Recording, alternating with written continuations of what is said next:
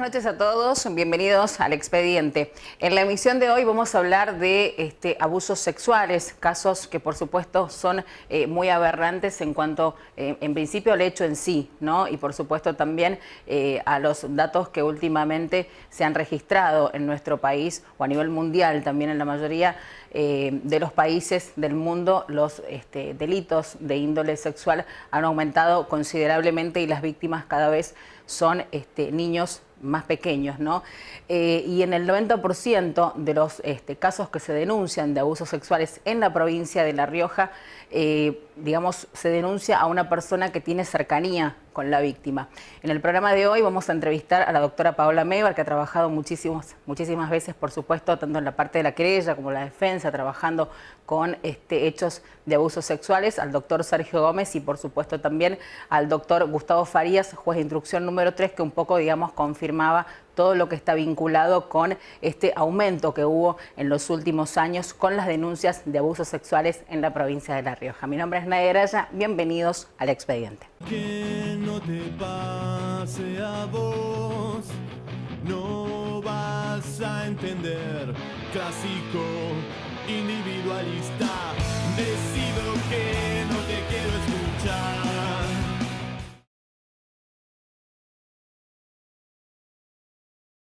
Bueno, nos encontramos con el doctor Gustavo Farías, juez de instrucción número 3 de la ciudad capital. Bueno, puntualmente vamos a hablar un poco más de lo que tiene que ver con las denuncias, ¿no? Y cómo continúan las causas una vez que se judicializan estos casos, ¿no?, lamentables en nuestra provincia de abusos sexuales. Doctor, ¿cómo le va? Muy buenas noches.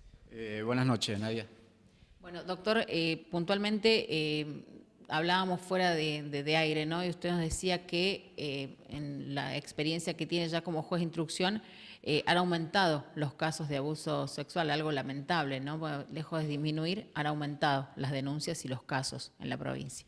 Sí, yo estoy como juez de instrucción hace 10 meses. Ya había tenido una experiencia en el interior, en la ciudad de Chamical concretamente. Yo opino con el indicador que me da la experiencia laboral de que hay más casos de abuso sexual infantil y más casos donde los sospechosos de cometer estos hechos son gente del entorno. Ya no es tanto ese caso de la película, ¿viste? De un hecho a la aventura, un niño que va caminando por la calle, un desconocido que lo toma, lo ingresa a un sitio baldío, lo maltrata, lo accede, sino la mayoría de los casos son gente del entorno, y cuando digo entorno, gente que es conocida por el menor, y muchos de ellos cometidos por gente que tiene un vínculo familiar con el menor, ¿no? Yo veo algunas referencias comunes en los casos que estamos trabajando en el juzgado que tiene que ver con esto, ¿no? Con que es gente que es de cierta confianza para los progenitores. También casos donde a veces los progenitores tienen que dejar a sus hijos al cuidado de terceros. Entonces, pero digamos, a donde quiero llegar es que los sospechosos, yo veo como patrón común ahí, lo que observo es de que es gente que tiene acceso a la vivienda donde habita el menor, y gente también que tiene acceso a lugares y horarios de descanso del menor, ¿no? Entonces, tengo casos de abuso de menores que han sido dejados en la casa de primos, por ejemplo, de primos, a dormir. Casos donde los sospechosos, los imputados, son gente amiga de alguno de los progenitores que tienen una autorización de alguna manera, expresa o tácita, para ingresar a la vivienda, ¿me entendés? Entonces, esto yo lo veo como un fenómeno social asociado, por lo menos en mi opinión, a esta crisis cada vez mayor que sufre la familia como institución social, y que se hace más común esto de hijos viviendo con uno de los progenitores o con gente ajena, ¿me explico? Padrastros, por ejemplo, nuevos vínculos generados. Yo también lo veo, creo que ese fenómeno, también una madre que tiene sus hijos y está sola al cargo de la crianza, alimentación y custodia de lo mismo, debe salir a trabajar, entonces se facilita, al no tener el respaldo de su pareja masculina o su cónyuge, de que los menores queden un poco más expuestos, porque quedan más solos, ¿me explico? Entonces, eso veo. Ahora, doctor, ¿dónde se produce en los casos a los que, bueno, usted por supuesto ha estado instruyendo, dónde se produce el quiebre del menor? ¿Es más fácil quizá contarlo en la escuela, en una charla que se haya dado de educación sexual, contárselo, digamos, a alguien que no sea del círculo, familiar? Porque si le cuento a mi mamá que quizá mi papá me está abusando, no me va a creer o se va a enojar conmigo, porque eso también me imagino que debe pasar por la cabeza de los chicos muchas veces. Yo, digamos, yo también soy padre. A veces me impresiono, ¿no? Pero en algunos casos realmente, y cuando uno escucha las entrevistas en cámara Gesell, hay casos difíciles. Ahora, lo que sí veo de que muchas veces hay como una suerte, llamémosle, no quiero hablar de negligencia, pero sí como de relajamiento de los progenitores que tienen a cargo el menor, la custodia, y como si hubiera un exceso de confianza.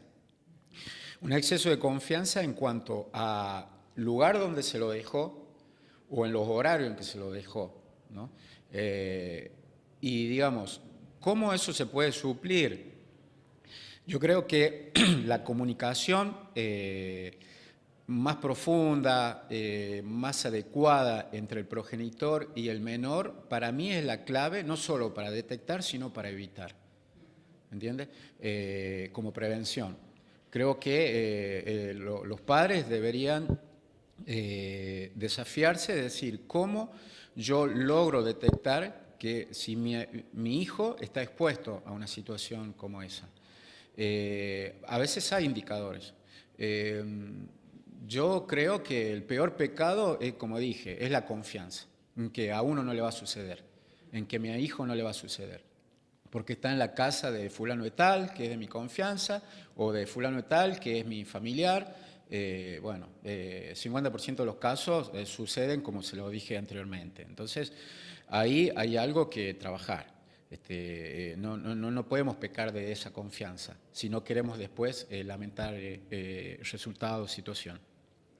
Y lo otro es que yo también noto que los menores cuando son entrevistados en la Cámara Gesell con el cuerpo de asesores técnicos de la función judicial, veo también como algo común que el menor le oculta a la madre con quien convive o a los padres, ¿no?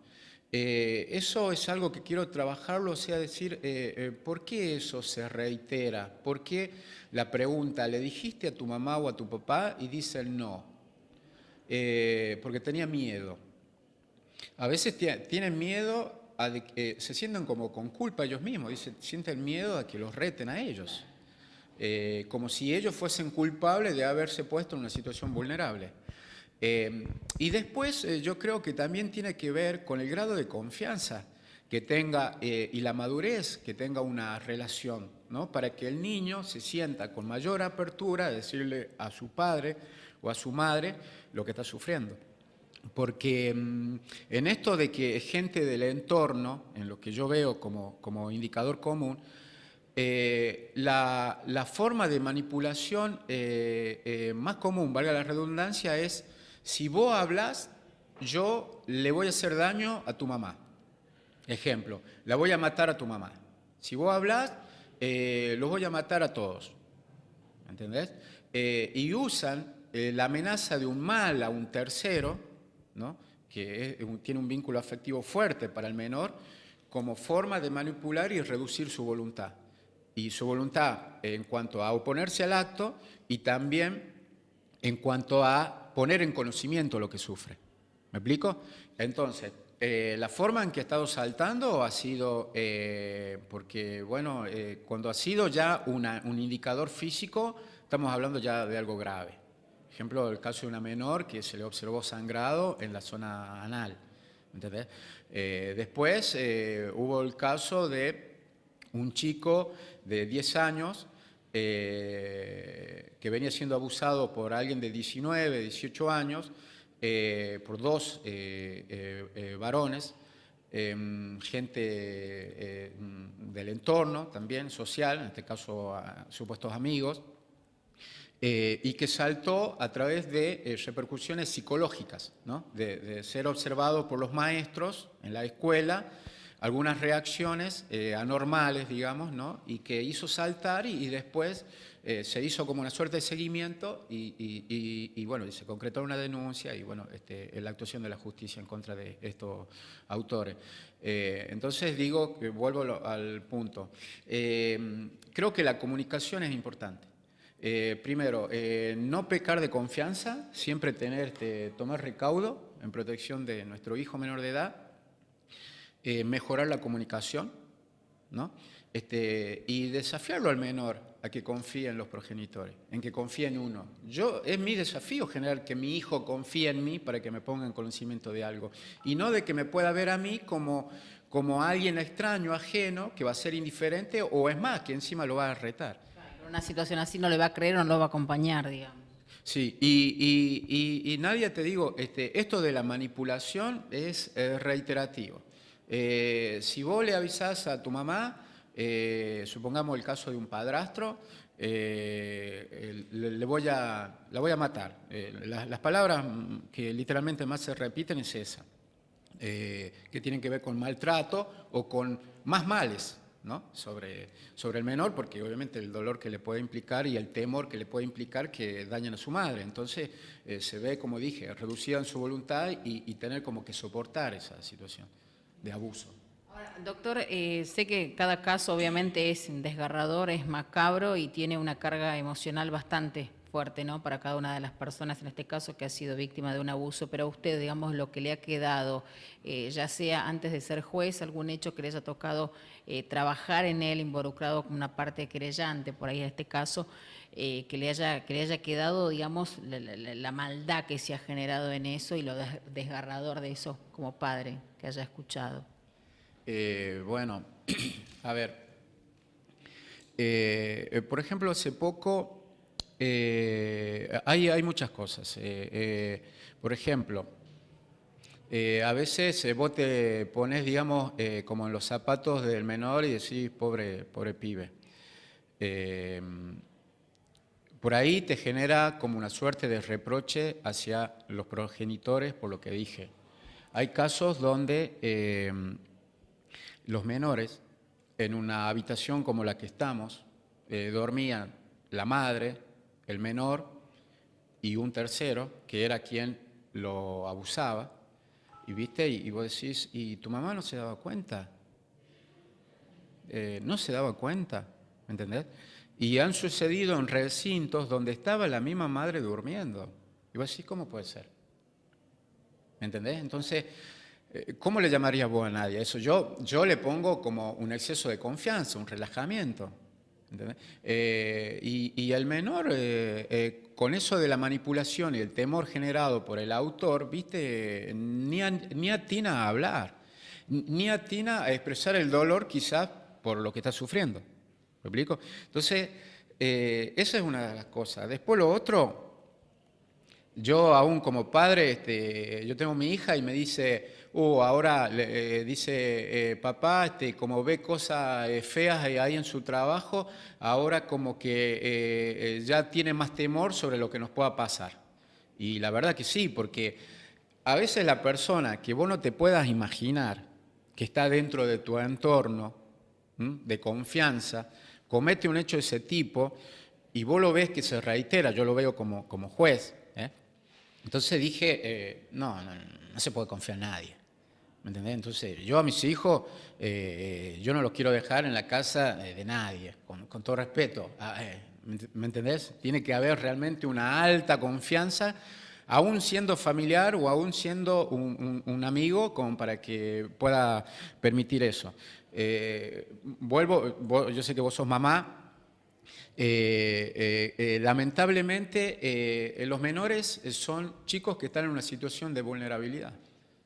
¿Entendés? Entonces, y ese marco de vulnerabilidad se lo generan los mismos progenitores. Entonces, eso es lo que me ha quedado como un llamado de atención de decir, tener más alerta, tener más precaución por mi hijo, si realmente lo amo, ¿no? Que tiene que ver con una protección, ¿no?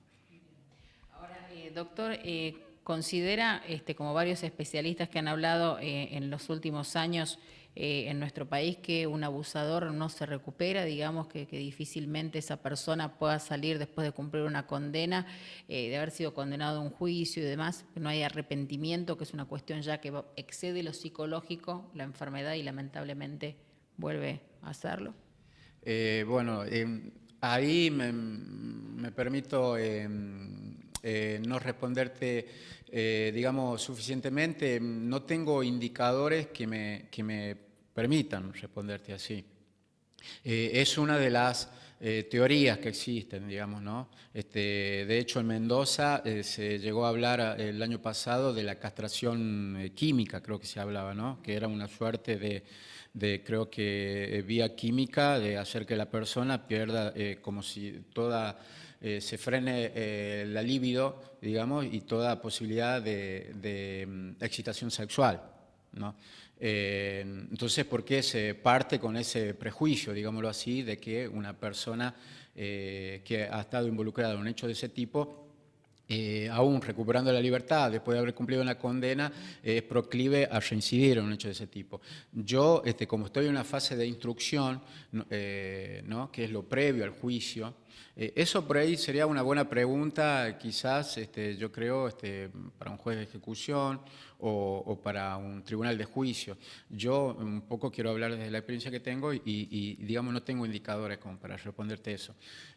Como digamos, rol mío, no debo presuponer eso. Yo debo de actuar creyendo que no. ¿Cuántas denuncias se realizan, doctor? Usted decía, los casos han aumentado y las víctimas cada vez son más chicas, digamos, en este caso, o más jovencitos los nenes.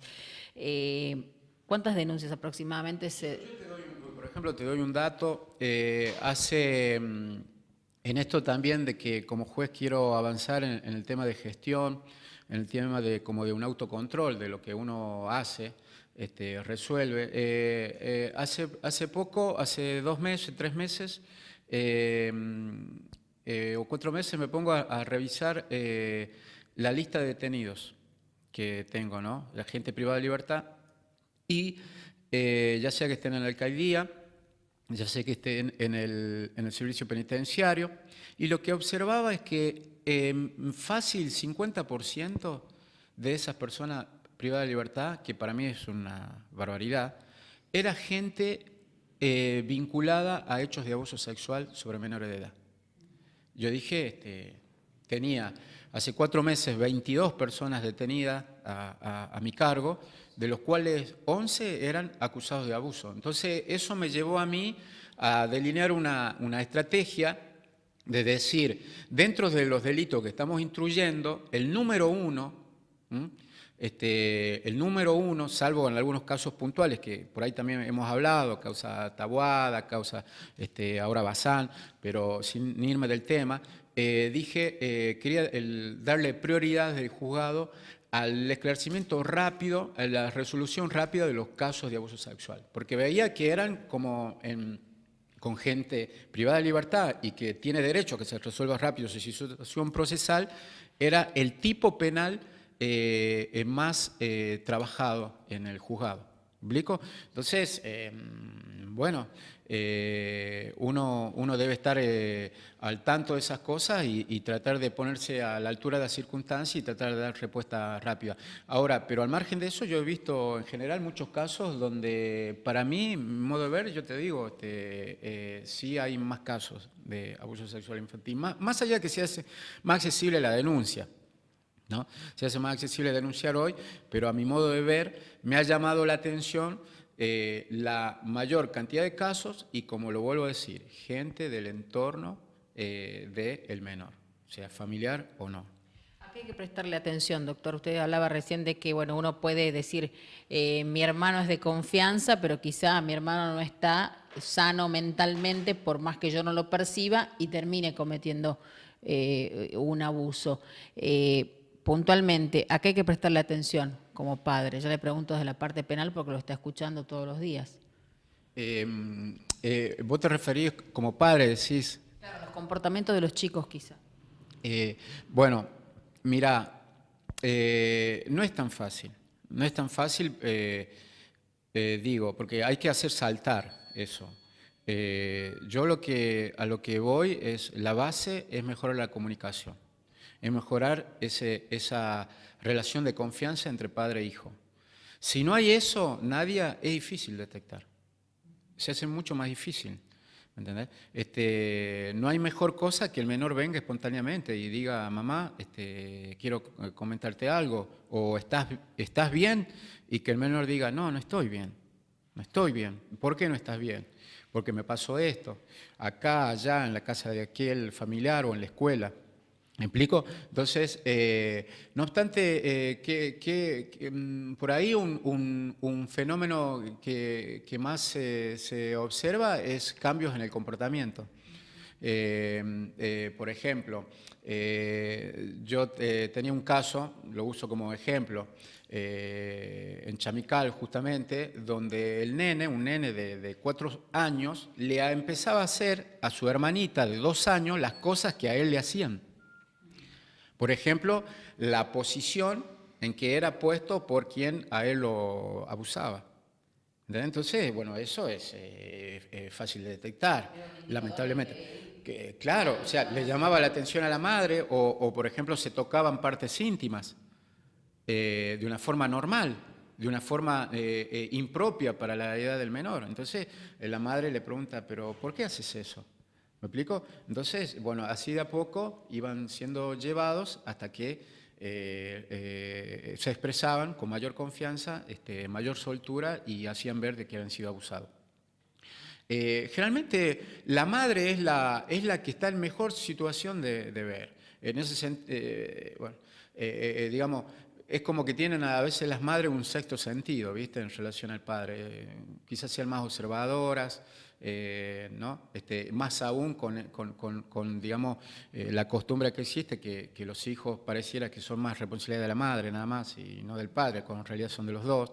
Pero la madre es la que está en mejor situación y es generalmente la que hace descubrir estos tipos de hechos, ¿no? Pero más allá de los indicadores, porque es relativo, como te dije, ver cómo el menor se trata a sí mismo, cómo el menor trata a un par, cómo el menor se trata sobre su cuerpo, y después reacciones de corte psicológico, ¿no? Ejemplo, retraimiento, cambio en la conducta, agresividad. Hay menores que se inhiben, se vuelven introvertidos, inexplicablemente, y hay otros que se vuelven agresivos, ¿no? Entonces, es relativo, ¿no? Pero vuelvo a la base, Nadia, en la cuestión de prevención. La cuestión de la buena comunicación y de la confianza. Los padres tienen que generar confianza en sus hijos para que los hijos tengan una apertura y no tengan nunca temor de poner en conocimiento una situación así a su padre. Más allá de la amenaza que puedan tener de terceros, de que eso no le sería conveniente. ¿Me explico? Muchísimas gracias, doctor.